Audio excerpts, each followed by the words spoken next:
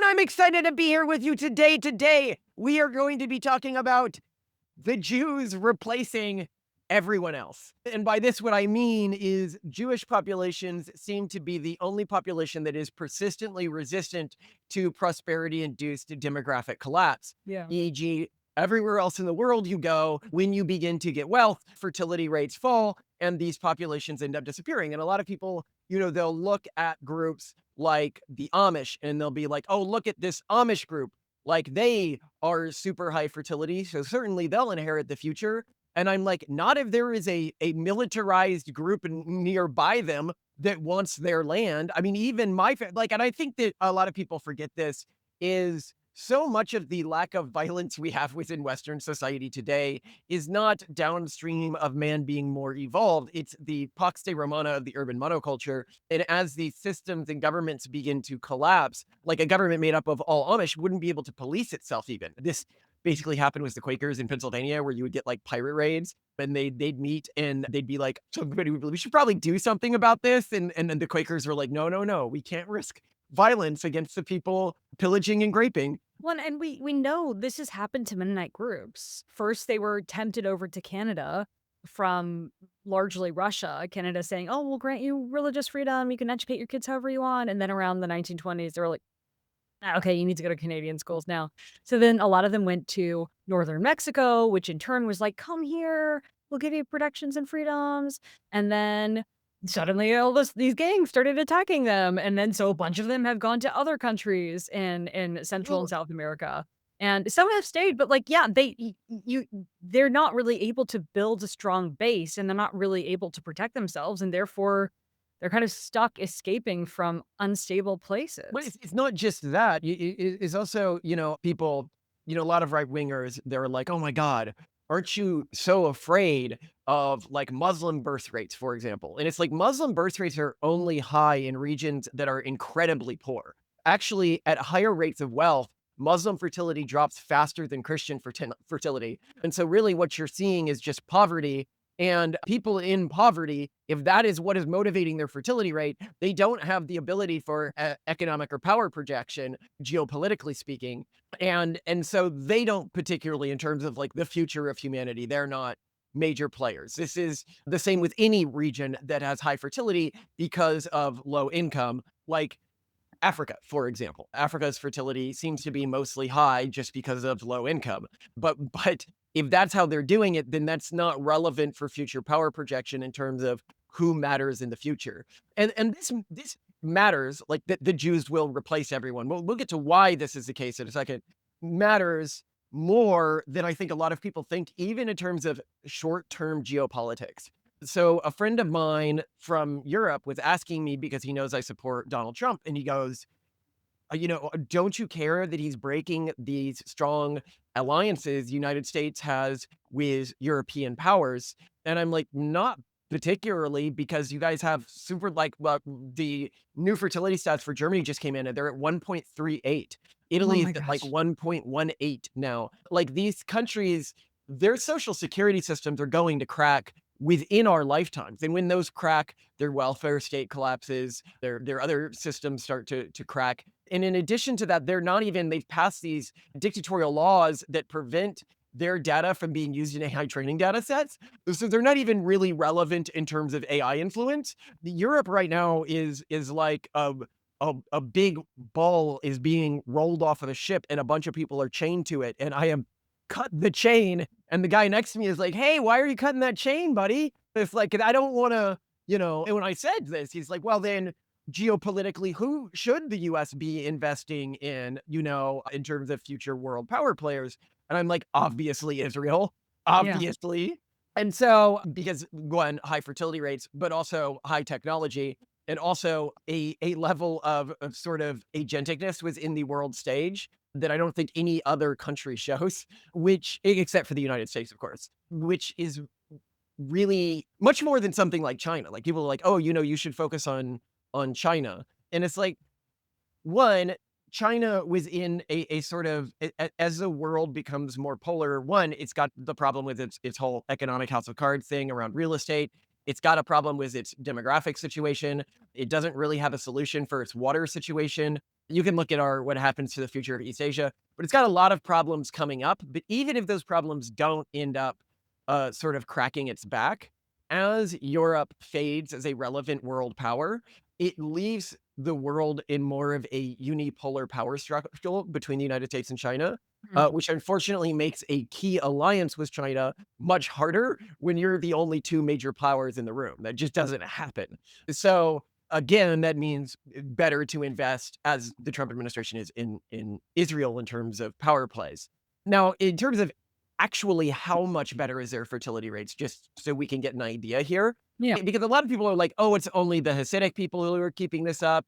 It's only in Israel that this is the case. These things are not true. While the US has a TFR, child per woman of around 1.6, and in Germany it's like 1.38 now, and in Italy it's like 1.18, and I think in the UK it's like 1.4 something.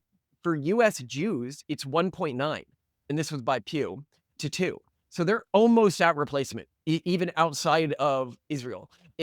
US non-Orthodox Jews, okay, how bad is that? Because you're like, okay, they're non-Orthodox. The Orthodox Jews in the US are just keeping the number high. It's 1.4 to 1.7. So still above the average. US, well, and keep in mind that's including Reform Jews as well, who are basically, We I mean, I wouldn't count as consider them Jews, I basically guess, secular. internally. What? We wouldn't count as Jews, Yeah. basically. US ultra-Orthodox Haredi Jews, 6.6 fertility rate. Right. Israeli Jews overall have a fertility rate of around 3, which is insane for a wealthy, technologically advanced country. Israeli secular Jews have a fertility rate of 2.1 to 2.2. So at repopulation rate, which is wild for a secular population, Yeah. Israeli traditional Jews have a fertility rate of around 3. Is Israeli religious Dalti Jews have a fertility rate of 4.3. Israeli ultra Orthodox Jews have a fertility rate of 6.9, only slightly higher than their US brothers. And Israeli Arabs and Muslims have a fertility rate of only 2.2 to 3. So there have been many proposed reasons why Jews have a high fertility rate, and I'm going to throw another in the ring, which is that they are better at not caring as much for their kids as other cultures. And this is going to really surprise people, but I have found a number of sources of evidence of this recently. And I think that this is actually a very important cultural trait to adapt if you are going to survive the fertility crucible.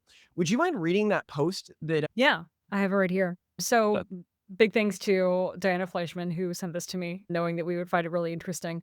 This is just like a one-off post, like not a full-out Substack essay. this person's name was written in Jewish characters, so, like, Yeah, learn but he's a Substack author called Maskil Bina who has a Substack called Non-Zionism, and it covers Israel, Britain, and broader themes around politics, Jewish identity, and ideological critique. So he actually is really interested in this kind of stuff, and that kind of puts this into context. But he wrote in a sort of one-off Substack post.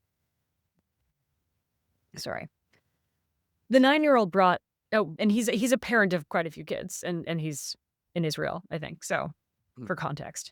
He wrote, "The 9-year-old brought a friend round the other day. This is one from a good family. Yes, a racial dog whistle, but not exclusively such. Said he was hungry. Wife says he can have some old spaghetti we have in the fridge. Kid proceeds to eat the spaghetti with his hands. He is aware of the fork provided, but he uses it to scoop the spaghetti from the bowl into his hands. Most oddly, somehow, there is now spaghetti all over the floor. It's not even just under his chair, but maybe a 50-centimeter radius.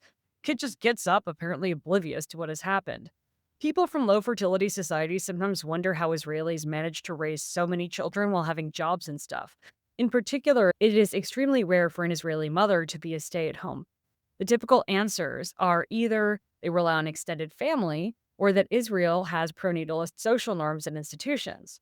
That's true, but a big part of the answer is simply that they don't. Most children go to an institution from about 3 months old where they blare trance music at them to put them in a stunned silence, or failing that, just drown them out. Children arrive with poop in their nappy. Some of these places are better, but some are actually worse, with kids being taped to the wall or overstressed staff attacking them. The education system continues like that. Constant chaos, acceptance of absolute rock bottom discipline standards. 8-year-old children organizing mob swarm attacks at break or trashing the classroom is considered regrettable but normal rather than indicative of some kind of crisis, etc., etc. Now, it's important to say that this isn't ultimately as bad as it sounds. Most traits are majority genetic, and even if the nurture part isn't mostly a result of technical nurture by adults, but all sorts of environmental effects, people go to the army, which sorts them out a bit, or they sort themselves out because eventually you have to get a job. However, some things are a result of nurture. And the truth is that in a high pressure, high fertility society, you just have to learn to do without them. And each generation gets worse as ambient social standards progressively fall away. Assuming this whole thing doesn't unravel over the next few decades, it will be grimly interesting to see just how far the process will go. I'm just going to add, because there were comments on this that he followed up on.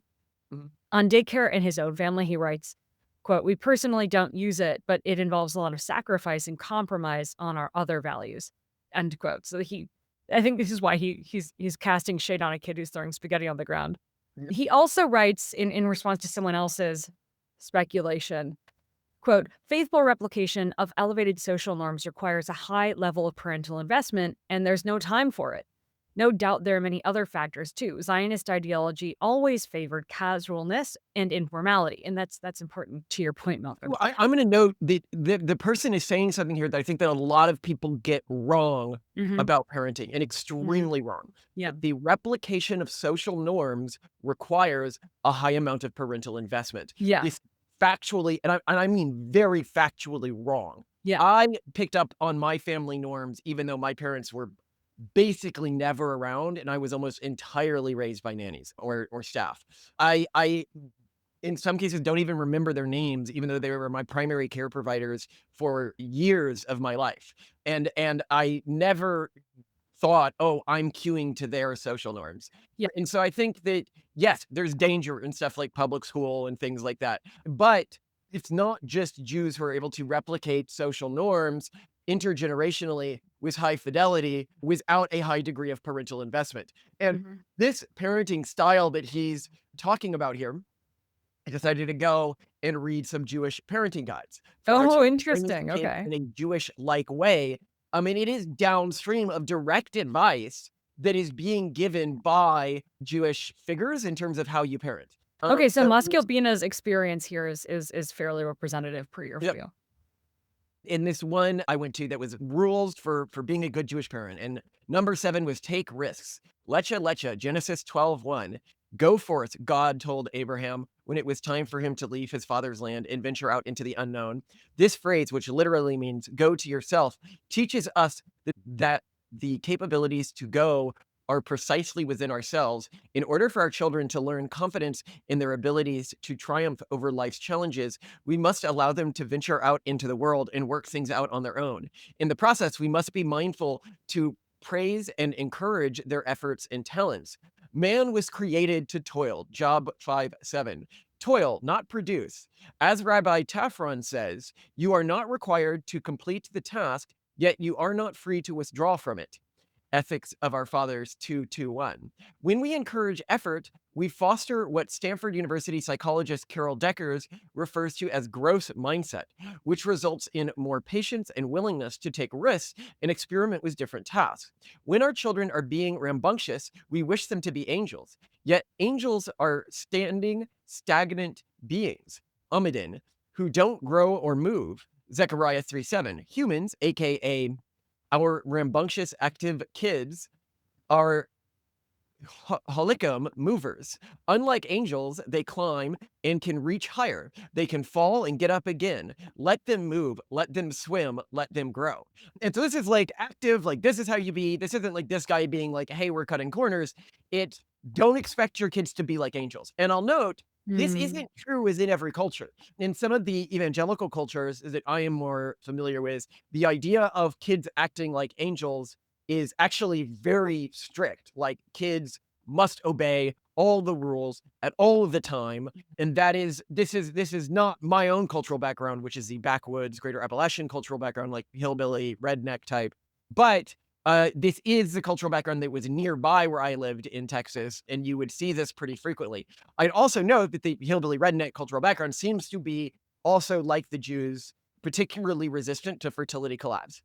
Yeah. Um, Also, the spaghetti thing so resonated with me because I mean, you see me, you witness me. I give forks to our children when we serve them spaghetti. I show them how to spin the noodles. I make sure that they repeat it to show that they know what I'm talking about and they can do it. And then I turn my back for 30 seconds and then I turn back around and it's worse than with this Israeli kid. Like not only does the child have a fistful of spaghetti that they're eating out of their hand and there's spaghetti all over the floor, but they still have the fork in the other hand, and they're using it to stab holes into the table. I Always. have seen this. I have seen this. You And of see course, that? the rich people do it going, duh, Yeah, duh. I'm like, "Wow, that's relatable." So, yeah. No, but my point here is that if you are going to survive fertility collapse, you and you're not Jewish. Jews seem to have a path through this. You're going to need to adapt your culture in some specific ways. Yeah. And learning from cultures that do seem to be able to get through this without sacrificing engagement with technology is really important. And one of the most important traits is to either learn how to make high control of children work with higher fertility rates or adopt to be lower oversight. Diana Fleischman, she filmed an episode with us that I've actually never ended up airing that one. What? I just didn't think it would do well in the algorithm. We can send it to the Patreon or whatever. Yeah, On run it on Patreon. I wanna see it. low effort parent because she was like, "Why are you Oh. guys so low effort?" Like she's seen us as parents, and she's like, "You guys just do not like care that much." And like I'm very We much didn't. like I watch my kid constantly, and I make sure that I'm out there with them, but they're mostly doing their own thing and playing together and playing in ways that I mean, I remember we were punishing one kid, and we told him to stop, running away and going to this other playground, right? And so, I tasked his brother. I go get him, his older brother. And so his older brother just goes and drags him back, screaming and everything like that, and sits him in a chair. And then is like, "Hey, Toasty, you can't go back out there." And Torsten hops up to try to run again, and Octavian slaps him and sits him back down in the chair. And the other people, this is at a 4th of July party, gasped at the event like he'd just done something horrible. And I was like, "What? Toasty broke the rule. Like, Yeah. but I can't have him running away. I need my kids to." So I realized then that I actually let my kids be significantly more aggressive with Oh, each we other. do, yeah, like I was telling you last night, Torsten and Titan were brawling in the kitchen during dinner for, like, a good 5 minutes until and I didn't do anything to stop them until Toasty finally clocked Titan with a toy, and then they got in trouble because 'cause I'm like, "You could have broken that toy." "Ah, it's a toy." Like, they do get in trouble, but only for, like, a damaging property. Yeah, Never for fighting, never for fighting. they're not for fighting, no, and they love fighting. And I will note here that the backwoods tradition, this positive aspect of Jewish culture, which I think is protective of fertility rates, which is not being overly concerned about kids being, looked after and perfect, is even higher, at least within some contexts, within my own cultural tradition. I remember we had some of our Jewish friends' kids over to play, and they came off as incredibly sort of timid or docile when contrasted with our children. Like they were scared of dogs and insects and other like gross things in the environment. And it felt very much like that scene from Wolf Children. Yours is so cute. Yours is cute too, Kino. I found a 4-leaf clover. Neat, huh? So did I. Hey, Yuki! Find anything cool yet? Mm-hmm. Looky! Other girls didn't think that snakes were a particularly lucky find. In fact, they were terrified of them. Now, here I note that I think a lot of this is downstream of my kids coming from a rural-based culture. And so even if you are adopting this lower hovering strategy, if you're doing it within an urban environment and an urban specialized culture, kids just aren't going to have the exposure to these sorts of natural phenomenon and therefore be more timid around them, which may cause this sort of illusion. Like if I put my kids in the middle of a city, perhaps they would act much more timid as well. Look it, my mom gave me her old jewelry. Oh, wow. I got this this one from my parents on my last birthday. Oh, I love it. So, what are you keeping in your treasure box? Ready? Yeah, sure. Ta-da! Other girls also didn't collect mummified lizards and the bones of small animals. In that, I was very much alone. To be honest, in the nature of both siding things, I think I might be underselling things here. I remember myself growing up that my parents told me that they'd been told that other parents' kids were told they weren't allowed to play with me anymore after they learned that after I found out that there was this magazine that you could get that was like a science magazine for ordering scientific equipment. You could order animals to dissect, and I thought that was the coolest thing ever. So I would regularly have dissections prepped in my room to learn about the natural world because I thought that that was normal. And apparently to many other kids, this looked very scary. And so this was just a natural part of not just my own kids growing up. And again, keep in mind, I didn't like teach my kids to like this stuff. This is just who they are. I think a big part of this is not just cultural in terms of transmission of values, but there's a biological element to this. A Jewish kid wants to learn about the world, he picks up a book. A backwoods culture kid wants to learn about the world, he starts cutting open animals. The only difference being, and I'm not saying one of these is good and the other one is bad, is that one is condoned by the urban culture and the other is not. Don't laugh at me! I am in the middle of a crisis! But why do you want to act like someone you're not, honey? Because when I act like me, they all run away screaming. I should note here for people who are new to this podcast, the backwoods cultural tradition I'm referring to is the greater Appalachian cultural tradition in the Americas, which you might think of as truck nuts conservatism or redneck or hillbilly culture. It's the culture that I'm from. What I'm making here is you can learn to adopt this, but I think it is notable that Jewish groups, and there are other reasons they're high fertility, among them did adopt this. And if you're looking for the key truth or reason why Jews are less affected by fertility collapse than anyone else, it is evolutionary in both a cultural and likely biological sense. So I'll explain what I mean by that. That's really interesting because, and we can talk about this. Would you Maskil actually he wrote a whole Substack article on why Israel has higher fertility, and he actually says it's not genetic. He thinks that that's a red herring. So go on, and I can present you his argument if you want to. Okay. Well, present me his argument first, because I'm actually kind of surprised that somebody would make that argument. I'll summarize for you with some quotes. Summarize his argument. Come on, let's go. Come on. Yeah, and you recognize it because it went kind of viral in like the fertility nerd space this time last year. It's from a Substack essay he wrote under non-Zionism, July 2024, so last year, called "Why is Israel Fertile?" And he writes, "Lucky." Says it's all because of the Harites, this piece. Okay, it's a bad argument, but go ahead. Yeah, I liked his arguments against other reasons why people thought fertility. You would actually appreciate a lot of the other things that he pointed out. One of the arguments you often find, and I think it was in this piece, but I don't remember 100%, against our claim that this is mostly a cultural phenomenon, which, despite all the evolutionary stuff we're talking about in this one, I do think that this is mostly a cultural phenomenon, and I think that it is Jewish culture that protects him the most. But they'll say something like, oh, well, look at people living in rural Guatemala, like their fertility rates are dropping. They haven't been exposed to the urban monoculture, Western cultural exports. And I'm like, what are you talking about? Like, I've lived in rural Guatemala. Yes, they have.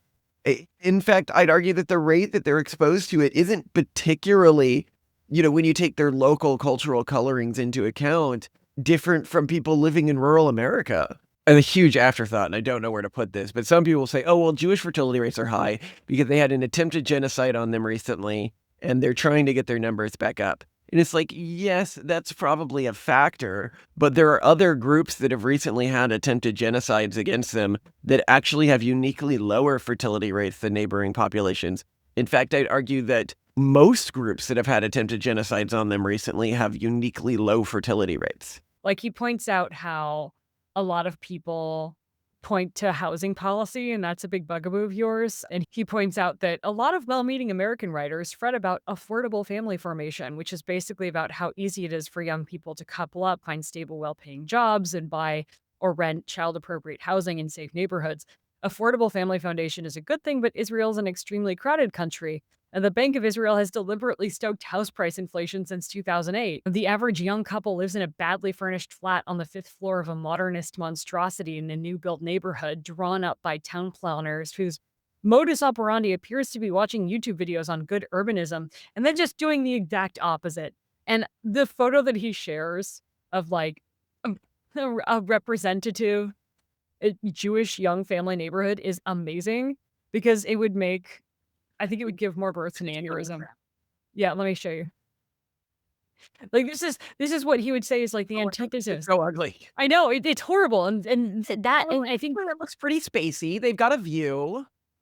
they have a view, but he's against high rises. I think he's very much for, like, suburban houses with yards. Okay, but my point here being is what is his argument against the evolutionary I'll read argument? it. Okay. And I'll get to the basic. Basically, he argues, yes, that, like, the most pious high fertility Jews in Israel do have a trickle-down effect, but what matters is like, you also have the Amish in the United States that are high fertility, but they don't trickle down because they're not admired by the rest No, of this isn't an argument against evolution. What is his argument against evolution? Oh, okay, okay, that. Yeah, sure. I remember correctly, the argument against evolution he gave in this piece was that Jews in the US don't have a higher fertility rate, which is factually wrong. He says, finally, right-wing futurism and some others contend that once contraception is widespread and women achieve some basic level of legal and practical equality, TFR is a function principally of genetic predisposition to want to marry and have kids, and its culture and institutions are invariant. Apparently not, because Jewish TFR in America is below replacement, even with the Orthodox bumping up the numbers. Yeah, so he's just wrong about this. I just read the numbers. The Jewish fertility rate in the United States is incredibly high, but it's not. It's lower than it is in Israel, but you'd expect that. I still think that he's onto something with the most admired culture or like the most pious, most like optimal role model culture being one of high fertility and that having a trickle down effect. Right. I don't care about that. The point Why don't you being, think that's compelling? I still think that Because matters. because it's not. It's just not true. Like the secular Jews in Israel do not admire the ultra Orthodox Jews in the way that he is framing them as. Maybe some of the general conservative Jews are on like friendly terms with him, but I think that he is creating a framing that is trying to be convenient for his pre-existing worldview. Well, he also talks about how people generally just look around and see what other people have in terms of kids and lifestyle and generally copy that. So it I normalizes. agree. And here I would point out that the secular Jew's admiration of the ultra Orthodox Jew is not higher, at least in my experience, than the mostly secular Muslims' admiration of the very conservative Muslim. Nor could you claim that there isn't a pipeline of very conservative Muslim to slightly less conservative Muslim to slightly less conservative Muslim to secular Muslim that could drive the very high fertility rate of conservative Muslims down through Muslim culture. And yet we don't see a convergent phenomenon within Muslim cultures. But when people look around in the modern world, what they're actually generally seeing isn't the people who live around them. It's what's on movies and TV. And Mhm. that's not affected by ultra Orthodox. It's what's in the ads. It's what's in the art, right? I don't know. If you're going grocery shopping or you're going out to eat or you're going to the doctor and you just see all these huge families, would that not? I could see it having some effect, but I don't think it's going to have a dominant effect in terms of what you think to strive for. Normalization is created through culture and media and stuff like that, and your family network. Not and the thing about the ultra Orthodox and Haredi community is they are a distinctly separate community in terms of their cultural values and norms. It would be like saying that, today we saw a large Hispanic family at Walmart. That doesn't make me want to have more kids, right? Like I'm like, oh, they're different. They're Hispanic, right? Like they're a different cultural Yeah, group. and he's arguing that because they're all roughly Jewish and he does seem to think that there's at least some level of respect or admiration that the less religious Jews in Israel still want Degree to of kind of be. directionality. Like, his argument's not wrong that there is some degree of directionality there, but Okay, thank I you. don't think at all it's the secret to why secular Jews in the United States have unusually high fertility rates. The secular Jews in the United States do not love Hasidic Jews. They don't look up to Hasidic Jews, and they're not influenced heavily by Hasidic Jews. So why is their fertility rate so much higher than you would expect from a normal secular population? Why is the general Jewish population's fertility rate in the United States so much higher than you'd expect? So his answer, I just think, is baloney. I think that the actual reason is, Is what again, he touched on in his daycare post of just like so if neglectful you parents. look Jewish populations in the world today, I think when I ran the numbers on this last, it was something like 98% of them live in an urban center, which for a cultural group is absolutely effing insane. That is Um, huge. Yeah, it's basically unheard of. Almost all of the high fertility populations are super rural. Yes. And in addition to that, and it's also really weird in Israel, and I've noted this before, that when you go to all Jewish rural settlements, they cluster into like micro urban centers Mm. uh, that look really weird from the perspective of somebody who grew up in American rural settings. Yeah, unless you grew up in Korea and they do the same thing. Well, like in America, if you're out in the countryside, it'll be like a 10-minute walk to the next house, or a 20-minute walk to the next house in areas like where our family's ranch was, right? Like, but if you go to Jewish settlements just aren't structured that way. And people can be like, well, there's a partially religious reason why they're not structured this way, because you need the community of 12 guys who meets regularly. Fine. Except we have early Jewish settlers who settled in regions without other Jews in the United States. So we know that Jews are capable of living outside of these. It's just a high preference for not. So first, just framing here. Jews are urban specialists, even within a modern context, in an ultra modern context. Now, what's interesting is that they were also historically urban specialists. If you look to the cases of the pogroms and stuff like that, a lot of these were Jewish quarters of cities where Jews were rounded up and everything like that.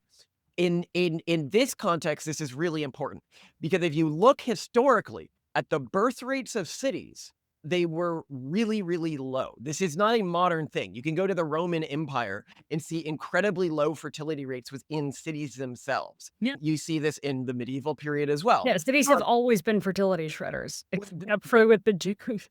Well, so basically, people, like the reason why London had more people is because the Brits, who were culturally British, who were having kids in the countryside, sent their kids to go live in the city. The Jews were never like this. They weren't leaning on maintaining their urban population by getting immigrants from external rural populations. They had to find a way to continue to exist within a totally urban setting.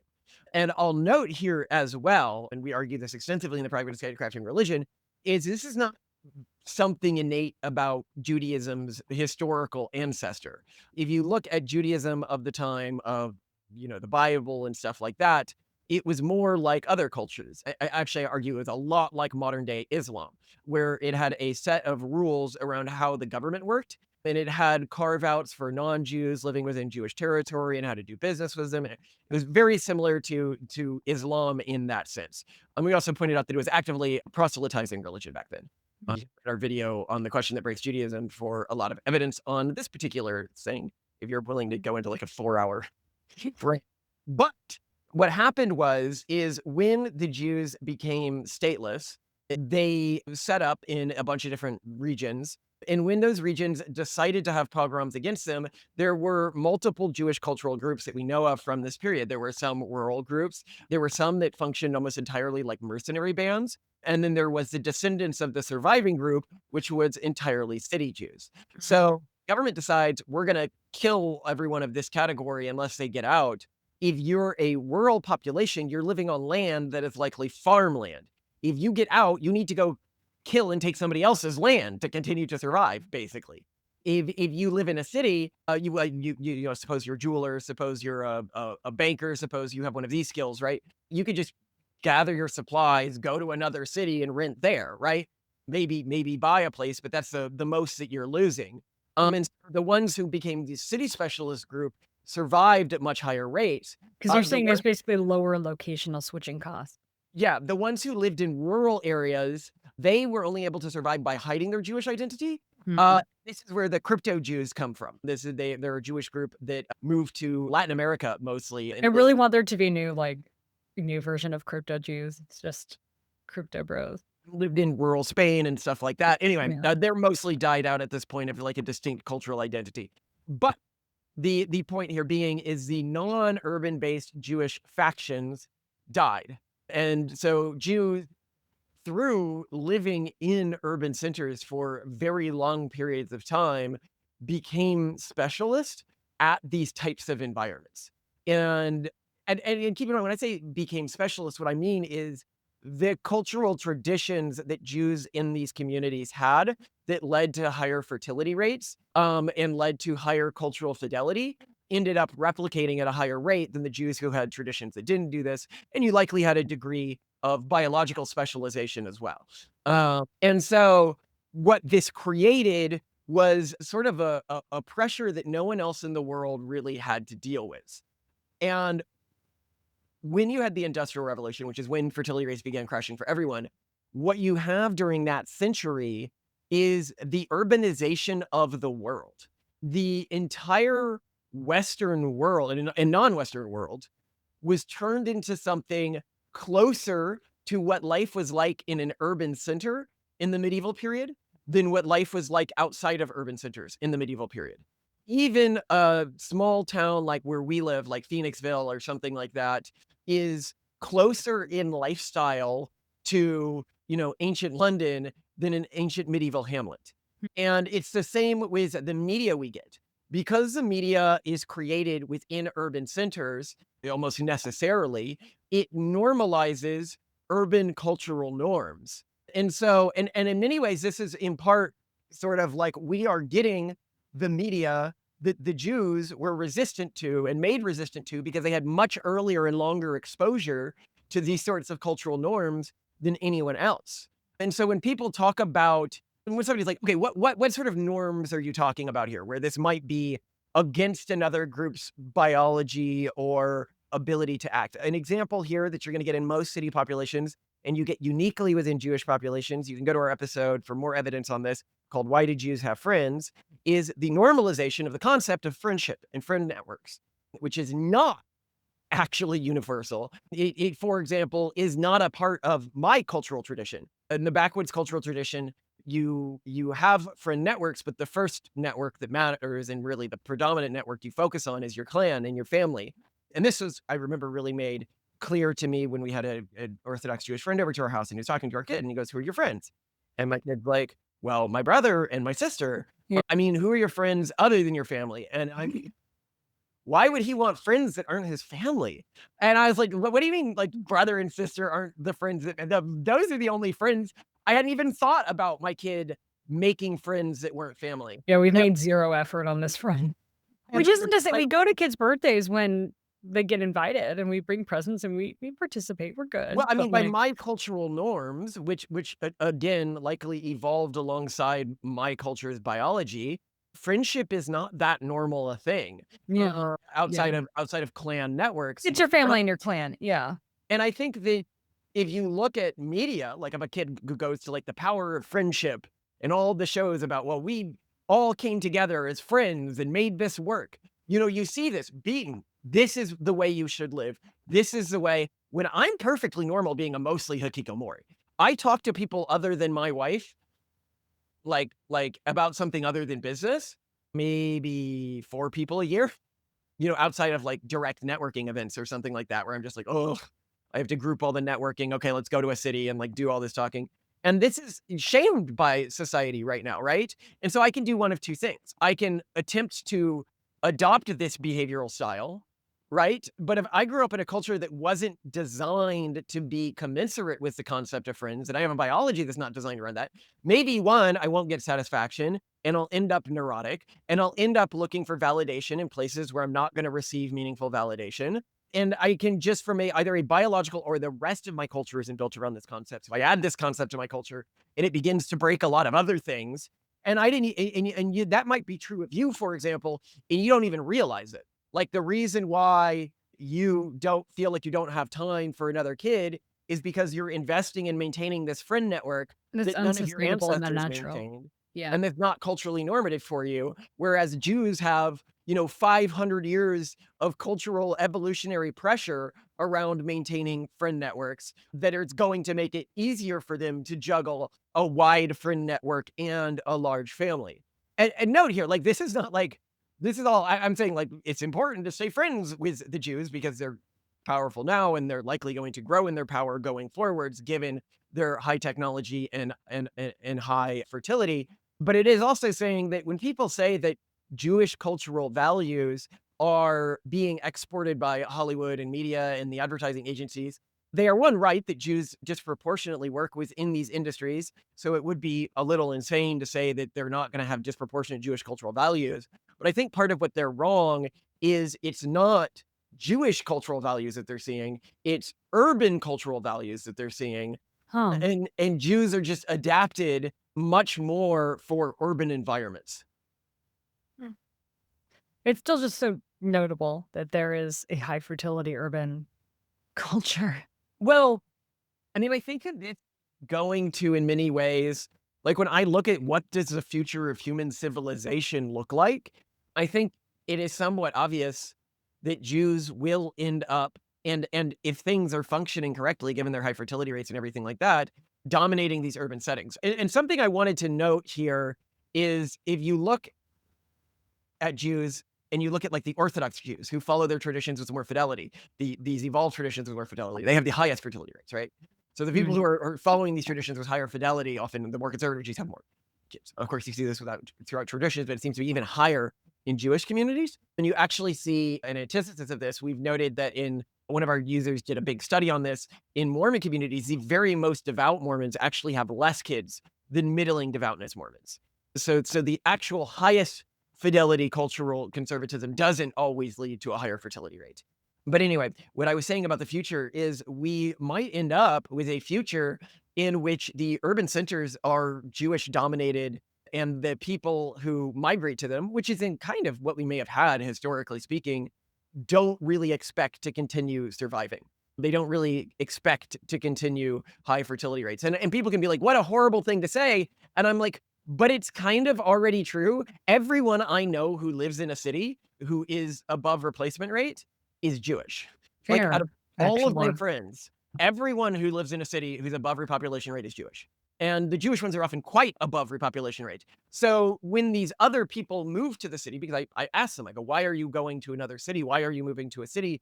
Their goals never include a big family. When I ask my Jewish friends who move to cities, why are you going? Their goals always include a big family. And often, in part, it's because of a pre-existing Jewish community within that city. So it's also about cultural fidelity there.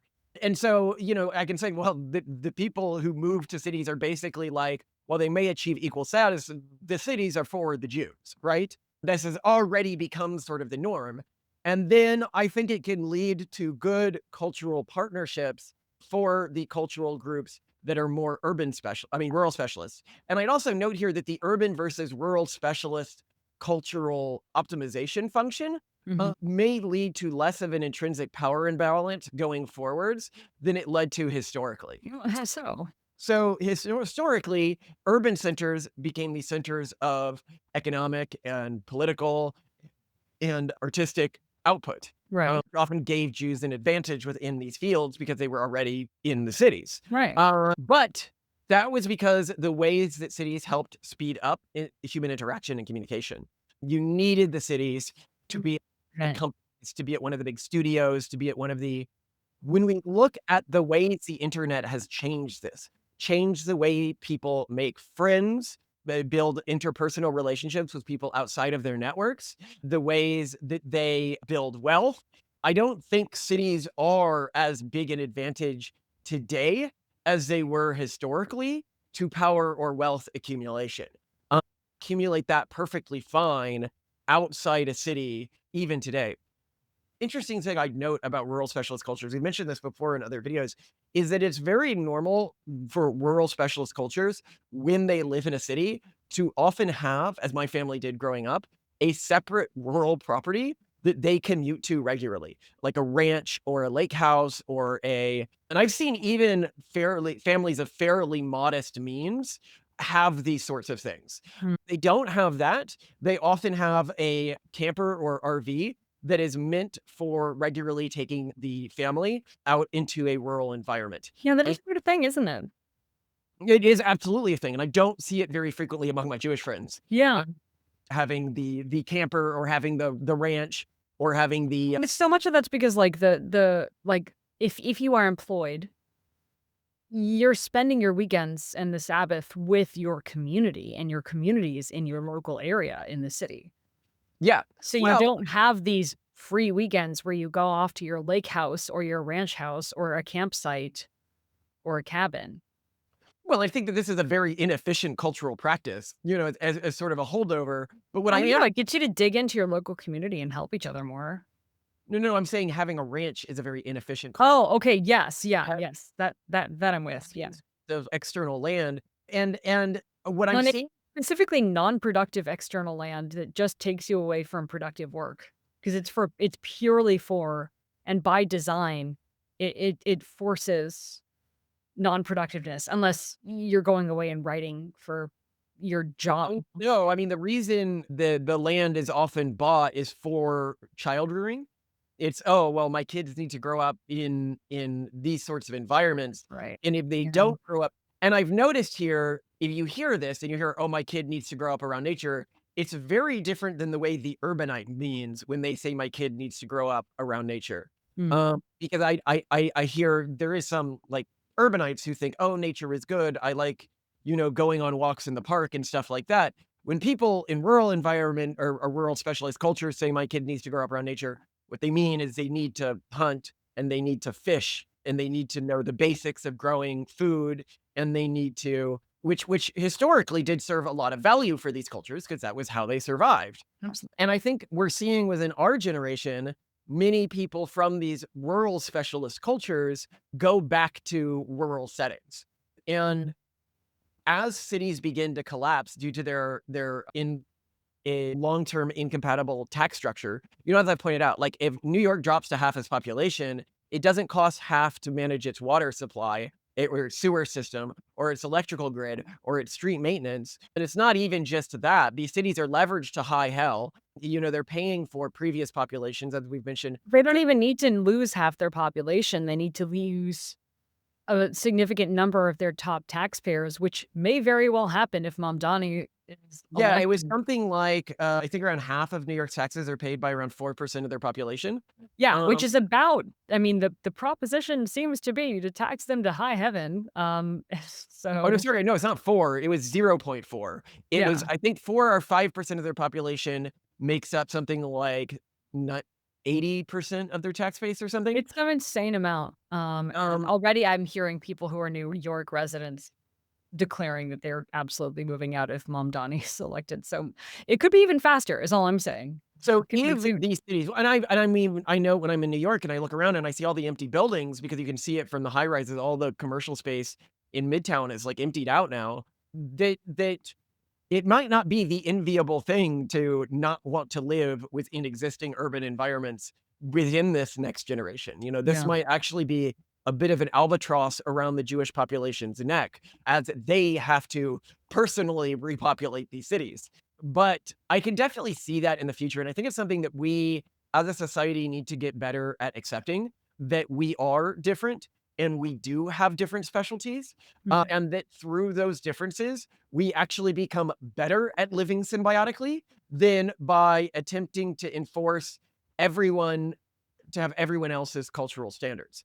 Absolutely. It's better to allow the, clan rural groups like us to live on a farm and be productive in our own way while still engaging with technology. And the Jews, even the Jews who are our friend, live in the city. Like, why is that a bad thing to just be like, hey, maybe we shouldn't be normalizing urban cultural values for groups that for the past 500 years have barely lived in an urban environment at all Yeah. and don't have norms around large friend networks and, many other things. A big one here that gets forced on other group throats is the omnipower of love as an emotion and as like a guiding force or as a reason to live or as a reason to get married. Where within most rural traditions, love just has not been a particularly important emotion in terms of guiding major life decisions.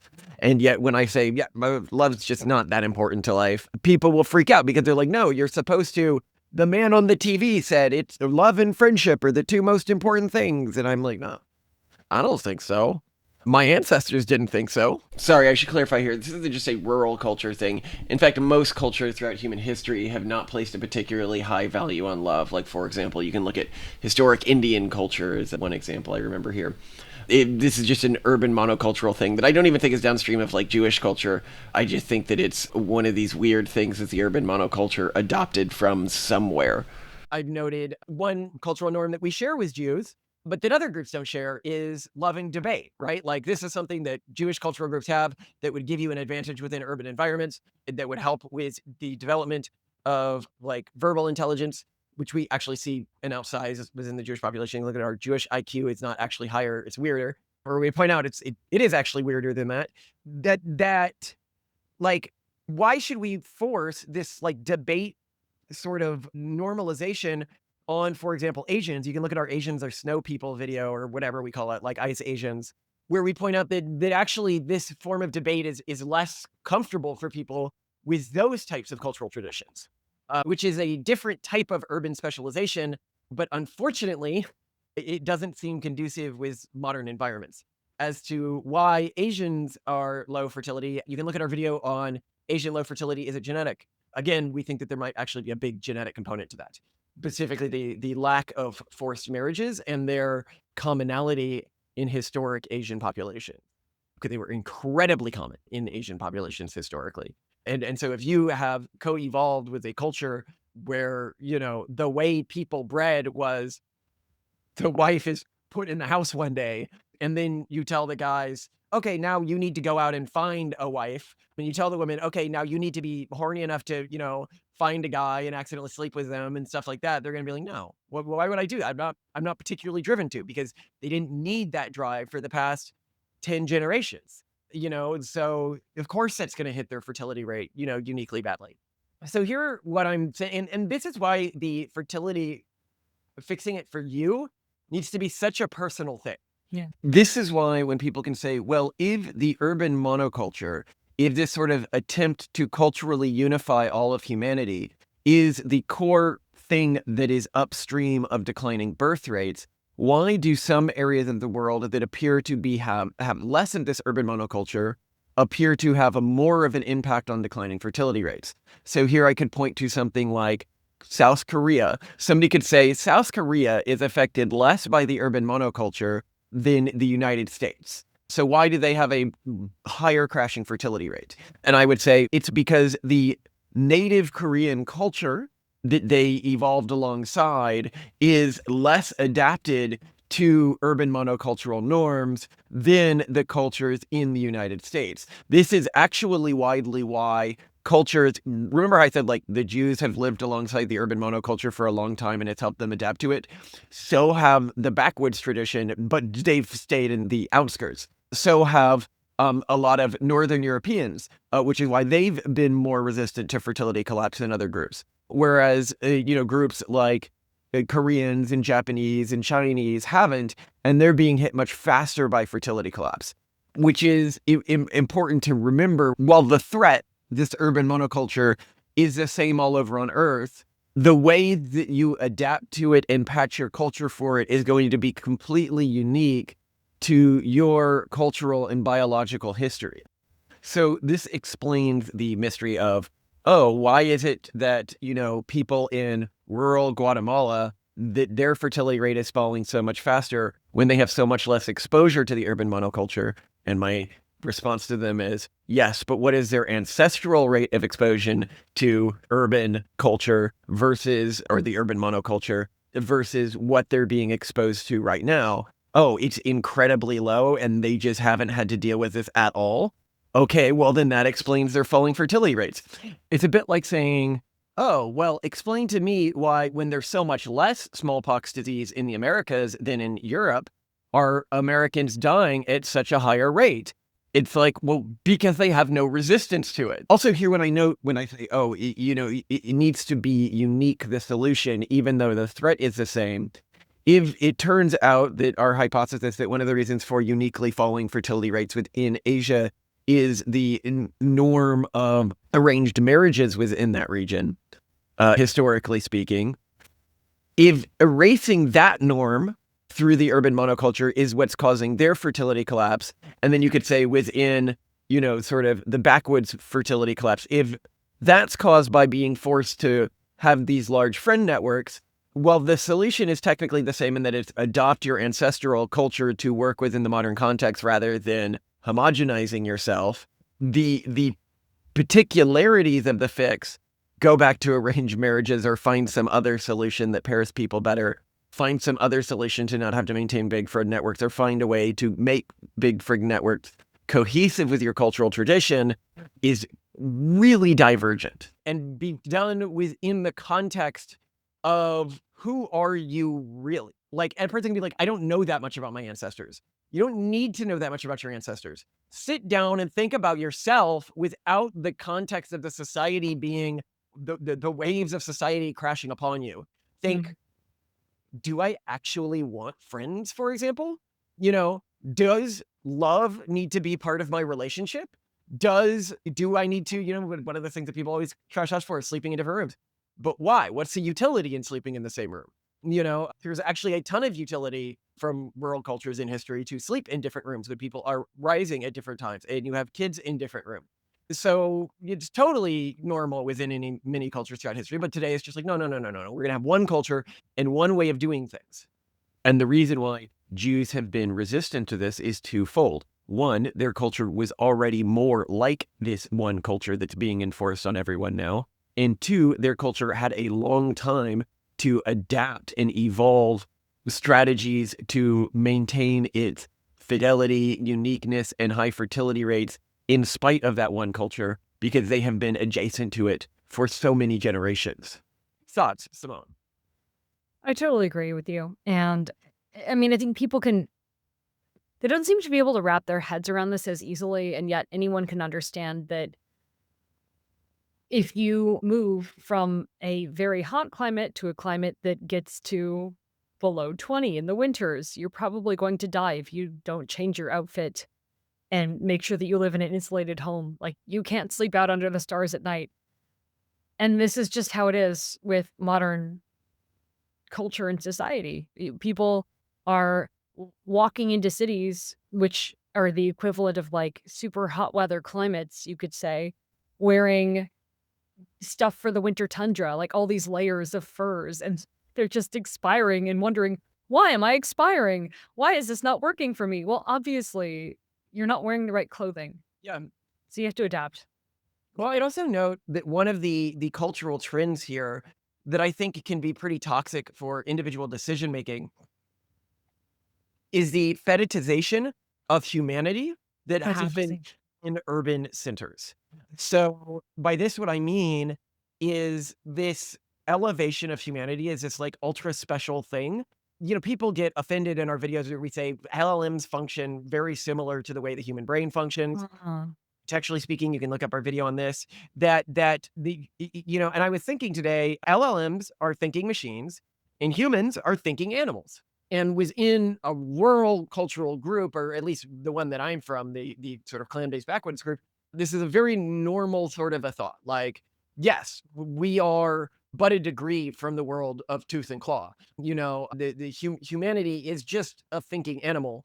And this really frames the way I see things like LLMs quite differently than the way I see things like humanity. And note here, you're going to be like, oh, well, LLMs are just token predictors. You can go to our episode on this, and we argue with extensive neuroscience evidence that the human brain works on a token predictor model as well.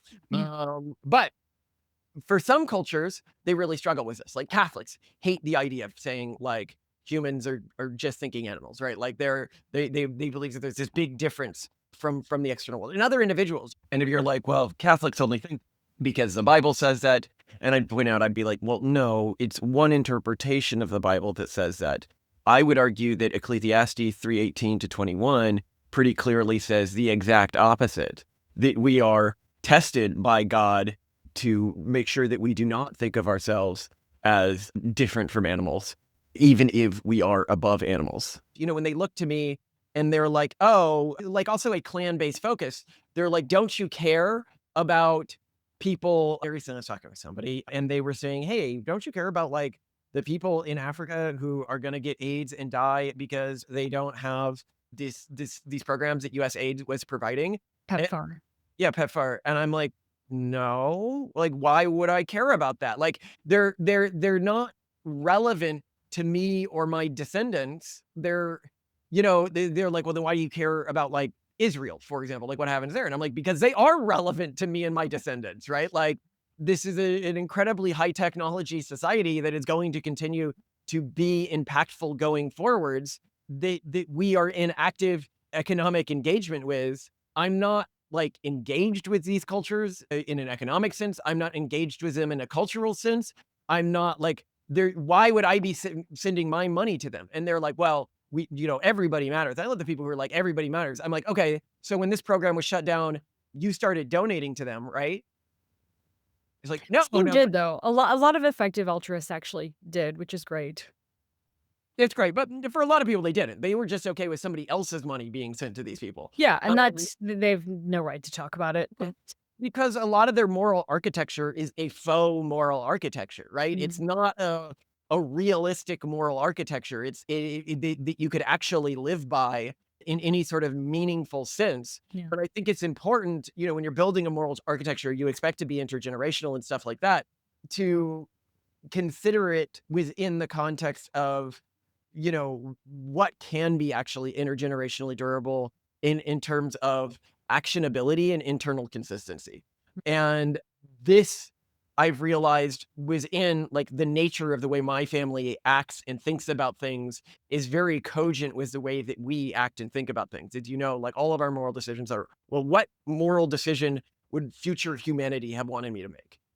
And is the marginal dollar going to this location going to do more than the marginal dollar that's spent on like technological advancement to people in the future? And the answer to me is almost always, oh, technological advancement matters more than, saving people in a random part of the world, because there's horrible things happening all around us. There's coyote eating an animal alive right now, probably miles from our house, right? Like this is something that happens in the world every day. Our jobs as humans is not like the suffering police. Our job is continued advancement and looking at how we build the alliances that are necessary for that continued advancement is, what I see as my daily ethical goal. A note here, I'm laying out the way that my ethics, which are in part inherited from my cultural tradition, differ from the ethics that the urban monoculture attempts to impose on me, and then guffaws and wants to treat me like a monster when I have any differing ethical beliefs from their general utilitarian ethical beliefs. That they come to me and they go, don't you care that these people are suffering? And I'm like, not particularly. It has nothing to do with me. It has nothing to do with my descendants. It has nothing to do with shaping the future of humanity. So no, I don't. And I'd point out here that I don't really believe that you do either.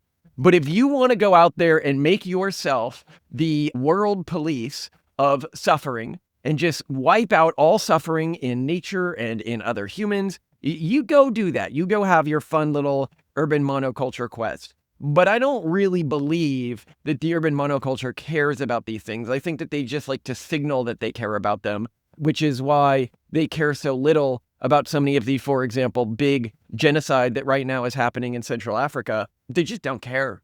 They just don't care because it doesn't fit any of their existing agendas right now. And so when they come to me and they go, well, why don't you care about these people? I go, don't you care about the big genocide that's happening? They're like, there's a genocide happening? I'm like, yeah, you should probably, be doing something about that.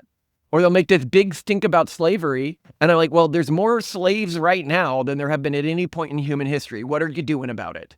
Oh, nothing? So you would have been somebody who did nothing about it during the time of slavery. Where I know my ancestors literally put their lives on the line to go to war against the government to try to end slavery. As we pointed out, of the Free State of Jones, 15 of the 50 founding members were either ancestors of mine or brothers of ancestors of mine or children of siblings of ancestors of mine. And so I understand that from the position of this moral hierarchy that the urban monoculture tries to pick, where anyone who has a non-utilitarian value set is deemed as evil, you would prefer to look down on me. But I'm pointing out that this broad suffering police moral authority that you believe to be a superior one is also a sterilizing one, because it is fundamentally incompatible with human thriving and ultimately leads to negative utilitarian values, which you can look up our videos on that. Two good little side notes here. One is, it's funny to me that because the Free State of Jones today is framed through an urban monocultural lens, it's framed as like a group of do-gooders who wanted to stand up to this, who randomly came together based on shared values. Where if you look at, like, somebody's like, how could so many of your ancestors have been involved in this? And it's like, well, because it wasn't a random group of do-gooders. It was a backwoods family clan that was mad at the government. And today, we don't think of things in terms of clan networks. We think of things in terms of ideological alliances. And I don't hear when people are like, well, I like the perception of the urban monocultural value better. And as I've worded here, I don't think the urban monoculture actually believes its value system. It has one value system that it signals to people, where its actual value system is see yourself is as good a person as possible, whatever the cost to others. You don't actually need to go out and fix problems. Whereas my signaled value system, while it may seem less moral to you, is at least my real value system. And that is why when people say, why are you so pro-Zionist, right? Because this guy is partly an anti-Zionist. Because I think I don't think he's an anti-Zionist, but like non-Zionist Judaism. Well, I mean, like, I think because if I look at the future, it's going to be a future where Jews have even more disproportionate influence than they have today, and building systems for working with them is critical if you are a group that plans to survive. I believe, and not just that, but even today, they're outcompeting within an existing context. They outcompete with business, they outcompete with wealth, they outcompete with within the arts. And you can say that's because it's nepotism. I'm like, well, everyone else is allowed to be nepotistic. Like, what do you, like, Mormons are nepotistic, Catholics are nepotistic. Like, why if this group is doing well, I should try to learn from them. It very much, as I've said, reminds me of this progressive sensibility where it's like, oh, whites in America are earning more than blacks. It must be because they're doing something unfair. yeah, it is so bizarre to me that a lot of people who otherwise identify as conservative have this butthurt about this particular group doing well. Well, because Fine, copy them, do better. Like that's the normal conservative response. Yeah, learn what they're doing and do better, right? Yeah, take what you like, take what makes them succeed, and do it yourself, but better. Your own flavor. But as to the Zionist point, it's because historically Jews did not have their own state and people kept killing them. And like, it wasn't just the Holocaust, it was a lot of times. Yeah. And then if you look, even now, people are like, oh, people wouldn't do that today. I'm like, I'm pretty sure I see people marching through London and New York chanting from the river to the sea or death to the IDF at like these giant, like, I can understand why a Jewish person, many of my Jewish friends no longer feel safe in the United States. Like, oh my gosh, yeah. and you could be like, well, they're only saying it about the IDF, but it's like, yeah, but then they're chasing Jewish kids around schools to like attack them. So clearly they have animosity towards just like Jews as well. I think some conservatives, because they notice the similarities that Jewish culture has to the urban monoculture simply from living alongside it for so long, that they think that the Jewish culture is the urban monoculture, when in reality, the Jewish culture is as much victimized by and has a genocide mandate against it from the urban monoculture as our own. As I point out, because the urban monoculture says that all differences between groups, if there's any difference between two groups, it must be because of systematic unfairness, and because Jews outcompete in many categories, it will always turn against Jewish populations in the end. And so we should not confuse them as anything other than allies in our struggle against this force, even if they have aesthetic similarities to our enemy, because our enemy does want them dead. And I find it uniquely ironic that the very progressives who say, oh, Jews don't need their own state to be safe, will also chant, we need to kill all the Jews, from the river to the sea, or death to the IDF, at their major events, or chase them through schools, proving the need for such a thing.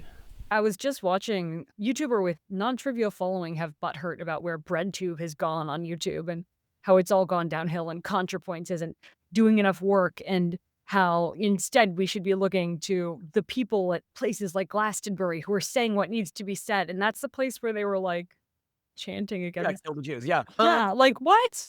But the point I'm making here is the threat that Jews face from being in a non-Jewish state still exists within the world today and is likely going to get worse in the future. I think it is very hard to consider yourself a real cultural ally of the Jewish people and wanted destruction of the Jewish state. Yeah. And I think that this also, like the way I think about groups, as I've defined in here, I think about, how likely are they to be allies of my descendants, and how likely are they to continue to technologically develop and economically develop, in terms of like what it means to be human and continue to advance that.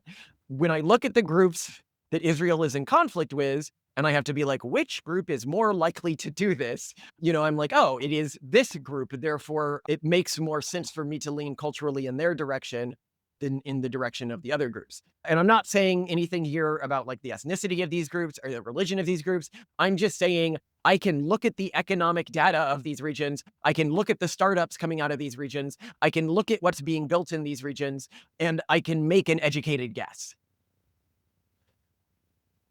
Yeah. Nothing to add on my end. And then people are like, oh, well, no, come on. These regions are only poor because of Israel. And I'm like, oh, they're only poor because of Israel? Then how come people with similar cultures are also desperately poor when they live in other regions that aren't right next to Israel? Why is it that this culture, where it is practiced without extreme levels of oil wealth or just like an easily capturable wealth source, lead to extreme poverty so frequently? Like, can't you just say, oh, it might have something to do with the cultural system? And that doesn't mean that we have a right to go in and change that cultural system. I don't think we do. I think they have a right to, as we've said in our video on is it Islamophobic to ban child marriage, which was argued by Pakistani religious court. I was like, look, they have a right to do things their way, right? And I would fight to protect that right. But when there is a conflict between two groups, I'm going to side with the group that is more likely to do the things that I want for the future of humanity. Absolutely. Anyway, I don't know. I probably went way too offensive on this episode because everybody wants us to be anti-Semitic. They saw our episode on finally somebody created Mecha Hitler and they were like, what? They're not anti-Semites? No, just a lot of people in the comments were trying to warn the anti-Semites in the comments that we were actually pro-Israel. Just, you got to warn the people. So, yeah, I think our positions on Jewish stuff really surprised a lot of Jewish people because, like, in the question that breaks Judaism, we have a lot of questions about Jewish theology and a lot of problems with, like, the nitpickiness of it. But in terms of, like, the Jewish culture overall in the Jewish state, like, we're very, like, strong Zionists and stuff like that, which I think surprises a lot of people. it shouldn't be surprising. I mean, we're a different flavor of this, but there are so many Christian Americans who are like, I mean, in an almost insensitive and mean to Jews kind of way, they're like, they want to use the Jewish people as a cudgel to, what do they call it? To make the second coming happen, all that nonsense. That's why we like them. I know, but I'm just saying, like, it should be normalized for Jews to be used to Americans who like Jews but don't like Jews, if that makes sense. Not that we don't like Jews. We have philosophical quips, or not quips, quibbles.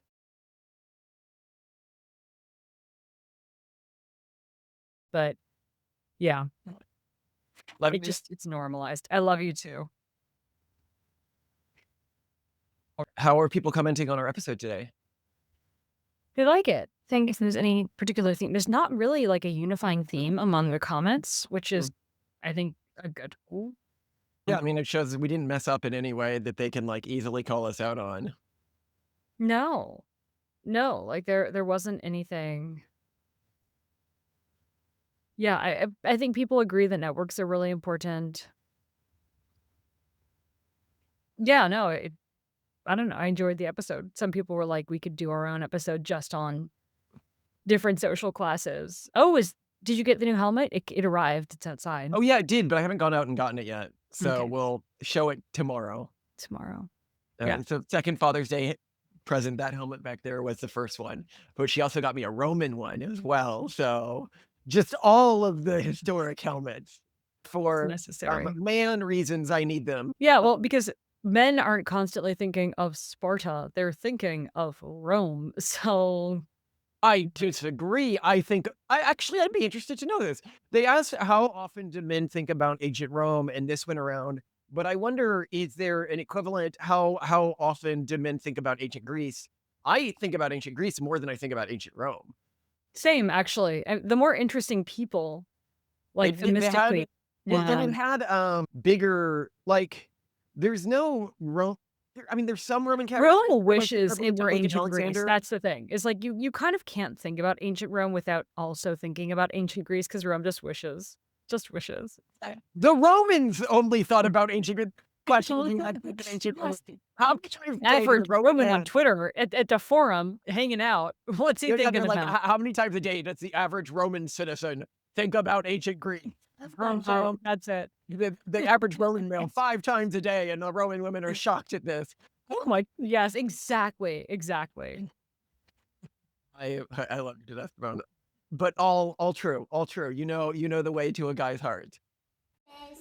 Oh yeah, and what's that? And a drink. I'll pick up the elbow. And what's that? This. It's a compass. A compass. This And this. a duck call. Wow, This is. Toasty, you're a duck. Oh, why is it not turning on? You blow into it. Blow buddy. it, buddy. Whoa, absolutely. Blow it with your mouth.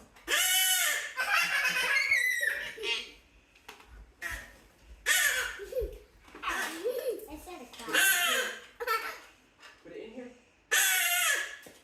Are you loading the gun, Titan? Push it all the way. Dude. It's good. I was yelling like a duck. Yeah, that's to get the ducks to come so you can shoot them, right, Toasty? Yeah, another one too.